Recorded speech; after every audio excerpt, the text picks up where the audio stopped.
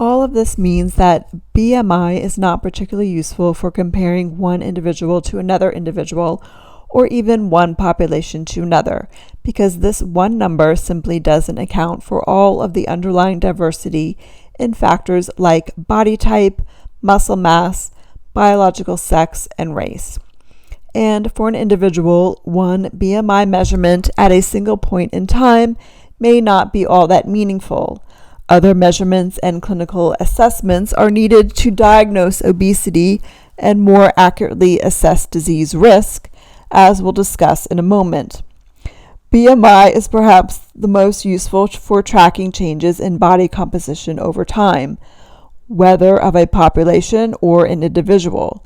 For example, the data on average BMI in the US shows a clear increase over the last several decades, and the most likely explanation for that is not that people in the US are all gaining several pounds of muscle each year, but that we're putting on more fat. On the other hand, someone may have a BMI classified as overweight, but if they've been at that BMI their entire adult life and are active and metabolically healthy, that may just be the natural size and shape of their body. Measuring body composition. A person's body mass is made up of water, lean body mass, including organs, bone, and muscle, fat, and other components like minerals. The weight on the scale does not distinguish between these different components, but body composition measurements can. Body composition measurements are used by individuals and researchers to determine how much of a person's weight is made up of body fat and lean body mass. An individual might use body composition measurements to track their progress in building muscle with a new strength training program. Since increased body fat is often a risk factor for diseases like cardiovascular diseases and diabetes, researchers are often interested in this type of data. There are several different methods used to measure body composition, each with advantages and limitations. The skin fold test. This is a simple, non-invasive, and low-cost way to assess fat mass. Calipers are used to measure the thickness of skin on 3 to 7 different parts of the body, and these numbers are then entered into a conversion equation. Keep in mind that the accuracy of the skin fold test depends on the skill of the person taking the measurements, the accuracy of the calipers, and the appropriateness of the conversion equations. Best practice is for the same person to take repeated measurements if using them to monitor changes over time. Repeated measurements by different technicians using different calipers and different conversion equations will yield very different results. A bioelectric impedance analysis, or BIA. This is a simple, non-invasive, quick tool that does not require extensive training. BIA estimates body composition by sending a small amount of electricity through the body. Since water is a good conductor of electricity and lean body mass contains more water than fat, the rate at which the current travels can be used to estimate percent body fat. Body fluid levels must be normal with BIA, which is a limitation since hydration can be impacted by exercise, alcohol, and menstrual cycles. ADP, or air displacement plethysmography. This is a non-invasive, quick tool that does not take extensive training. It's more accurate but also more expensive than BIA. While a person sits inside an enclosed chamber, usually called a bod pod, changes in air pressure are used to determine the amount of air that is displaced in the test chamber, which can determine body volume. These measurements are then translated into percent body fat. Hydration status can affect the accuracy of this test. This test also needs to be conducted in a facility with a bod pod, so it is not as accessible as the skin fold test or the BIA. The DEXA or DXA, a dual energy X-ray absorptiometry. This method directs low dose or two low dose X-ray beams through the body and determines the amount of energy absorbed from the beams. The amount of energy absorbed is dependent on the body's content of bone, lean tissue mass, and fat mass. Using standard mathematical formulas, fat content and bone density can be accurately estimated.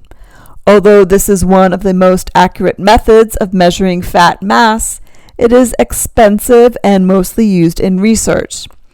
It also requires low doses of radiation to the subject being tested and is not appropriate for pregnant women. Keep in mind that body composition can be hard to measure accurately when using inexpensive and accessible techniques like skin fold testing and BIA. Your best bet is to pick one method and use that method over time to compare numbers and see how they change. Just don't get too hung up on the actual number, as the accuracy will be questionable depending on the method chosen.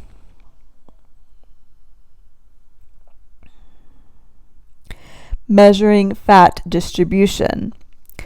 Total body fat is one predictor of health. Another is how the fat is distributed in the body. The location of fat is important because people who store fat more centrally have a higher risk for chronic disease like cardiovascular disease and type 2 diabetes, compared to people who store fat in the hips, thighs, and buttocks.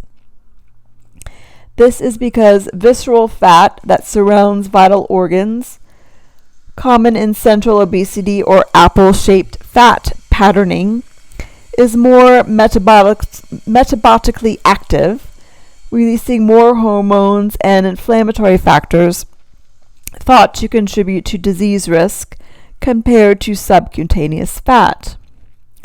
Subcutaneous fat stored just below the skin, which is common in pear-shaped fat patterning, does not seem to significantly increase the risk for chronic disease. Body fat distribution can be measured by waist circumference and waist to hip ratio, both of which only require a measuring tape. The waist circumference is measured just above the hip bone level with your belly button. Men with a waist circumference greater than 40 inches and women with a waist circumference greater than 35 inches are predicted to face greater health risks. The waist to hip ratio is calculated by measuring waist circumference and hip circumference at its widest part and dividing the two values. Abdominal obesity is defined by the World Health Organization as a waist to hip ratio above 0.9 for males and above 0.85 for females. The indicators of metabolic health. Metabolic health refers to the body's ability to maintain normal homeostasis and effectively regulate measures like blood pressure, blood lipids, and blood glucose.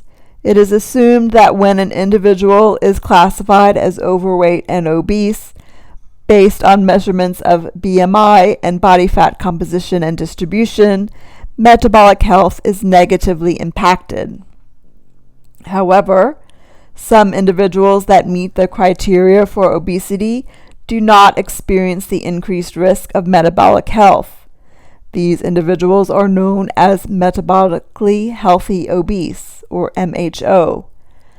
Metabolically healthy can be described as an absence of insulin resistance, type 2 diabetes, dyslipidemia, and hypertension. In contrast, there are also individuals who are classified as a healthy weight, BMI less than 25, but show an increased metabolic risk. These individuals are known as metabolically obese normal weight, or MONW.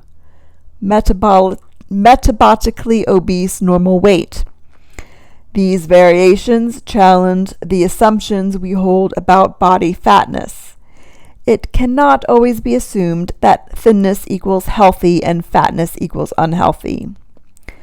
There are also individuals who are classified as a healthy weight, body mass index less than 25, but show an increased metabolic risk. These individuals are known as metabolically obese normal weight.